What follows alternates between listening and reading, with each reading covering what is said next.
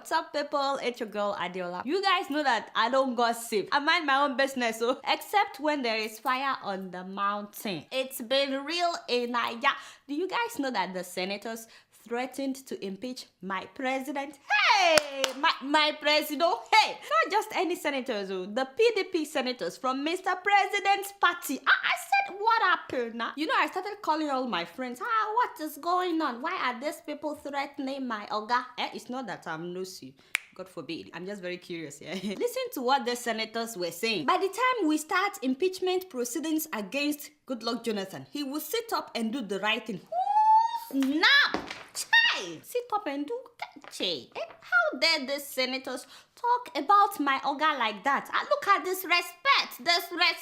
Wait, are they implying that my president has not been doing the right thing? Let me continue. We will resume and adjourn every day without treating any serious issue. Haba! We won't touch the 2015 budget. Hey! But we will revive anything that we had already suppressed in the past in order to favor Jonathan. Hey! My people! Are you seeing what I'm saying? Do I need my glasses? No, I don't have it. Are you seeing what I'm saying? These people have been suppressing some very important legislation because of Mr. President. Like that $9.3 million that was smuggled by the federal government into South Africa. Remember that the PDP senators were allegedly paid $20,000 each to suppress that case, to chop and claim out. And many of these people will still go to the church and the mosque to pray. See me say trouble. Let me go on. We will be in sympathy with the Speaker of the House of Reps, Aminu Tambuwa. It is a lie. Since when do these PDP senators care about the Speaker? You guys know that the speaker switched to APC, right? But you know, as much as I don't like how these politicians are switching from party to party every day, which some people would call party adultery or party fornication, I don't like it. Still, it's a free world. In a democratic country, people should be able to choose the party they want to be part of. But not in Nigeria. Mr. President withdrew Tambuwa's security 2 days, just 2 days after the man defected. I said, my oga in Nigeria. I told you before that I'm on speed dial. You should always call me before making decisions like this, because people are talking. They're saying all kinds of things. They've been saying, is it by force to be a member of your party? Because right now you are starting to act like Tokpe. You know now, Tokpe primary school. Hey, that boy. He will always tell me, Adeola, if you don't be my friend, I will not give you my Oken biscuit. That thing used to pay me. He used to pay me. And then I would tell him, Tokpe, I don't want to be your friend. No, I don't want to be your friend. And I will tell my daddy to buy me Oken biscuit. And he will buy me too. And my daddy will always buy me Oken biscuit, you know? Yes. So you're starting to act like Tokman, and this is not primary school, eh? The man is number 4 in the country after Mr. President, the Vice President, and the Senate President. This man is number 4, yet you withdrew his security. Like seriously? Is that even constitutional? But to be honest though, I don't think that these PDP senators threatened to impeach my president just because of how much they love the speaker. None of us is sure of returning to the Senate. They are starting to talk. Shh. Because the president has given the governors the go-ahead to anoint those who would get the ticket for the national and state houses of assembly seats. See, I told you. Hey, if the special grace which the president extended to the governors to choose their successors is not extended to the senators, we will commence an impeachment proceedings against him. Bingo! Didn't I tell you? Now we are talking. So this is what the whole drama is about. It's all about protecting their interest. It's not like they are trying to impeach the president for not doing well by the people. All the shakara is to protect their own interest. Kai, there is God, so there is God. I'm sure that by now you've all heard that Mr. President had a deal with the PDP governors before they made him the only presidential candidate. The deal is whoever wants the second term among the governors automatically gets it, even if the people of his state don't want him anymore. Also, whoever wants to be a senator among the PDP governors automatically gets it. Don't forget that this is supposedly a democratic country? That means the PDP senators that are there right now could be vamoves anytime.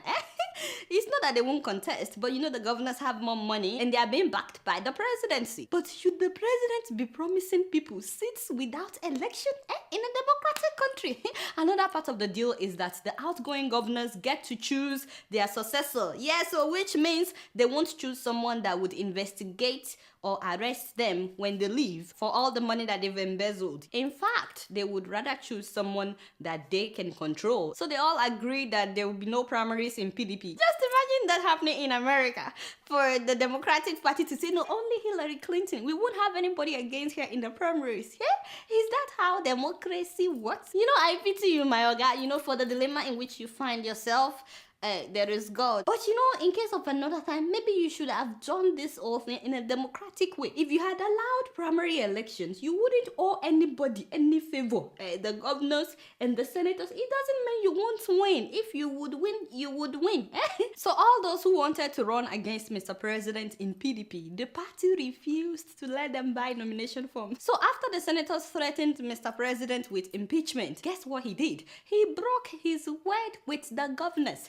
And then he promised the senators 40 automatic seats in 2015. I said, Yawa don't gas. Unfortunately for the governors, they can no longer sell nomination forms for any possible candidate that wants to run against Mr. President in PDP. It has already closed. Now they feel betrayed. And you know that without the governor's support, you know, sometimes it may be a little bit hard to win an election. Some senators are now saying he didn't promise them any 40 automatic seats. So, okay, I'm really confused right now. But however you choose to handle this, to me it looks like a lose-lose situation, because you can't please the senators if you are pleasing the governors. You can't please the governors if you please the senators.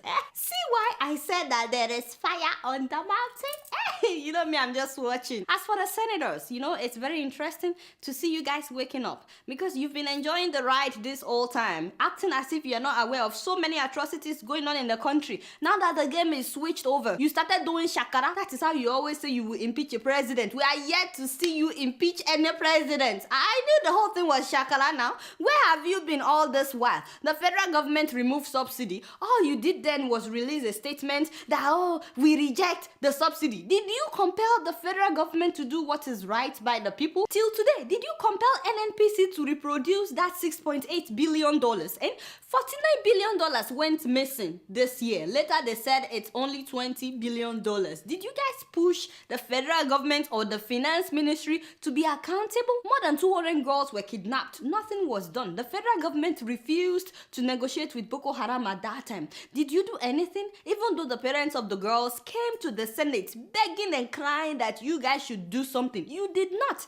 million was smuggled into South Africa. The federal government allegedly gave you guys $20,000 each, and you all acted as if you didn't see it. More than 13,000 people have been killed in Nigeria because of this government's incompetency. What did you do about it? And you are the highest paid senators in the whole world. Each one of you gets $1 million. $1 million. Here in America, the senators get $187,000 per year. $187,000. But now that your job is being jeopardized, suddenly you realized you have power. Enough power to impeach the president. I said, Kai, hey, I wish I know how to laugh in English. I would say, like I said, the drama has just started, and me, I'll just be watching from afar, because you guys know that I don't gossip. God forbid. Guess what? I'm just keeping it real. So while the people of Burkina Faso got rid of their dictator, I can't believe that some of my Gambian people actually showed up for the celebration of Yahya Jammeh's 20th year. 20th year in power. Yes! Say yes! Yahya Jammeh!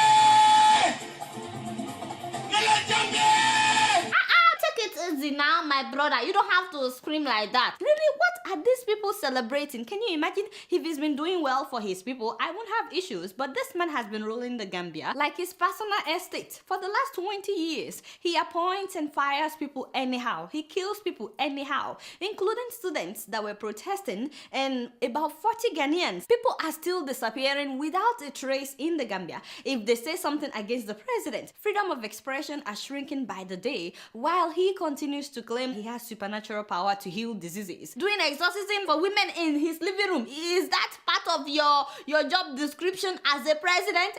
Of course, I know that some people defend him that he's not a dictator, but what about when he came to the US 3 months ago in Washington, D.C., and he ordered his men to beat up protesters on American soil? And if he can do that here in America, please don't tell me that he doesn't do that in his own country. And looking at the pictures, looking at the video, I know that this year the stadium was not as filled up as previous years, yet I can't believe all the people that showed up to support this man, acting like they're happy that they've had the same president for the past 20 years. This is why dictators continue to reign in Africa, because some people still support them. In fact, there are people that will die for dictators in Africa. Can you imagine? So guess what? He paid $1 million, $1 million to bring in an Indian public speaker on the subject of Islam, that is Dr. Zakir Naik. And the man spoke for 3 days during his 20th anniversary. First of all, a lot of Gambians were upset. They wrote the man not to come. The man came. Now this is Mr. President asking questions during one of the lectures. Is it also unlawful in Islam to marry a woman that is not a virgin, but still is not married to anybody? Really? Should you marry someone who is not a virgin? What is it with some African leaders and marrying virgins? Remember Swazi King? That one went as far as promising to give these girls $18 per month. What is it with some African dictators and marrying virgins? Yaya Jammeh, is that supposed to be your priority right now? When there are so many national issues you're supposed to tackle. If you listen to all the questions that he asked during the lecture, I was like, please don't tell me there are no imams in the Gambia that can answer all these questions. Meanwhile, as Mr. President is giving out $1 million to the guest speaker, he also invited Nollywood celebrities. Wow. Anyway, you know they didn't just go to the Gambia. Of course, he will settle them. Meanwhile, the nation's domestic debt has risen to $13 billion. 13 billion. How much is that in dollars? Thank you very much. See what I'm saying? What else are Gambians waiting for now? Before they will have their own revolution. Do you need a sign? You need a sign from above? Don't worry. Very soon, the sign will catch up with you now, because you will start to feel it on your dining tables. When the price of bread increases and the price of everything else increases, you will understand what we're talking about. Yeah, so you see what are we? This is not the photo that I asked you to put up. My people, that was Yaya Jammeh when he was nobody. But this is not the photo that I asked you to put up. Put up the look at Yaya Jammeh when he was nobody. Now wow. But I will put up the photo that I asked you to put up, Jare. Yes, thank you very much. Take a good look, my people. These are African presidents that have been in power for 2 decades and more. Yes, 2 decades and more. You can now take out Burkina Faso. Thank you very much. He was actually there for 27 years. Yes, you can take him out now. Thank you. And speaking of Burkina Faso, I heard that Nigerian president ran over to Burkina Faso to help with the crisis. I don't fit laugh. This time around, I just laughed in Yoruba. I said, nobody is saying that Mr. President shouldn't go to Burkina Faso. I know it's part of his duties as the president of the Federal Republic of Nigeria. Yeah, he has to be part of it, especially because, they say that we are the giants of Africa. But at the same time, charity begins from home now, my people. More than 13,000 people have died in Nigeria. What other crisis is more than that? How many people died in Burkina Faso? About 15 people. May their souls rest in peace. How can you now live here? Don't get me upset. All I know is if someone is celebrating the fact that he's been president for 20 years and he filled up a stadium, he's actually celebrating it. Stop it, my friend. That thing is irritating me. Shouting as if somebody is after your life. Anyway, all I'm saying is if someone is celebrating being in power for 20 years, it doesn't look to me like the person is thinking about leaving anytime soon. But what do I know? You guys, I don't know anything. I'm just keeping it real. Before I read emails today, I got a lot of emails from people that were concerned about last week's show that was really, really late. We had major technical difficulty and had to redo so many things. But thank you so much, all the people that reached out to know if everything was okay. Thank you very much. And our first email today is from Ayana Mesfin Geda, and she says she's 10-year-old. Hi, thank you for writing. And she says, hi, Adeola. This letter I'm sending to you, I already sent it to President Barack Obama, but he's yet to reply me. Oh, this must be good. Let's see what the letter says. Dear President Barack Obama, I'm Ayana Geda from Centennial, Colorado. I'm originally from Ethiopia. Does that sound familiar? Ethiopians all over the world have also been waiting on you. However, you've ignored our cries for help as Prime Minister Haile Mariam Desalegn kills our families and he's destroying the meaning of democracy in Ethiopia. I'm asking you one last time before I give up on you. Please, oh please, free Ethiopia from corruption. Wow, that's a 10-year-old girl? What? If you're wondering about what you could do, then you haven't been listening to the protesters outside your windows. You can simply talk to the Prime Minister, but he would lie. They are planning a fake election in May in order to trick the countries that are getting suspicious. But if you stop following Desalegn and his minions, they will lose power. Convince other country leaders to stop too. That way the Ethiopian government will lose power and Ethiopians will be as free as Burkina Faso is. Wow. The letter is quite long, so I won't be able to read everything, but that is the summary of what this little girl said. For those who may want to read the whole thing, I already posted it on my Facebook fan page. Make sure you check it out. This girl has a lot of important messages for President Barack Obama, and I really hope that the White House is listening. Thank you so much, Ayana, for sending the letter. I really appreciate this, and I'm hoping that the White House will do something about this, your letter. It's time. It's time for America to do something about what's going on in Ethiopia. Our next email is from Joshua Domoye, and this person says, hi, Adeola. I just wanted to thank you for a great job. I find it extremely and absolutely informative. Keep it up, girl. Alagba from London. Oh, thank you so much, Alagba. Thank you. Our next email is from Muazzam Saliu, and he says, hi, Adeola. It's heartbreaking to see you make a political analysis of the candidatureship of Jonathan, Atiku, and Buhari without talking about Kwankwaso. The man held and still holds different political offices that would enable you to go through his past and his present Kano State governorship conduct so that you would predict his future political role if he is voted into presidential office in 2015. Please endeavor to keep it real as usual. Mr. Muazzam, I'm so sorry. I didn't mean to offend anyone. It's just that I only talked about the people that had declared for presidency at the time that I did the analysis. That was Buhari, Atiku, and I already knew that Jonathan would be the only PDP candidate. That's why I talked about those people at that time. But like I said in that episode, there are so many people that declared that it's going to be really hard for me to go through all the candidates.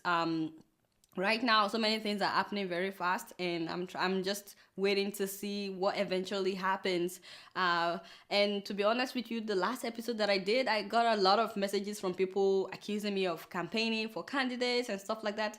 I found that really shocking because here in the US, when election is coming, the normal thing the media will do is take a critical look at all the candidates, their past especially, and whatever they are doing presently. So that was what I was doing, and trust me, it was a lot of work doing that. But right now, so many people are declaring the speaker defected to APC. There are rumors that he may also declare that. I just have to sit back and see how everything goes before I can do another analysis. And to be honest with you, I can't promise you that I will do another analysis because after the last one I did, a lot of people thought I was campaigning for candidates. But I also think that the media in Nigeria should do more of that, especially when elections are coming. They should take a critical look and do an analysis of all the candidates that are campaigning. So I may still talk about other candidates, including Governor Kwankwaso, but I cannot make a promise, so please don't feel disappointed. All right, guys, that's all the time that I have for emails today. Please keep sending your emails to adeola.keepingitreal@gmail.com. All right, y'all, it's been real, and I'm keeping it real right up in here. Until next week, I'm gonna see y'all later. Peace out.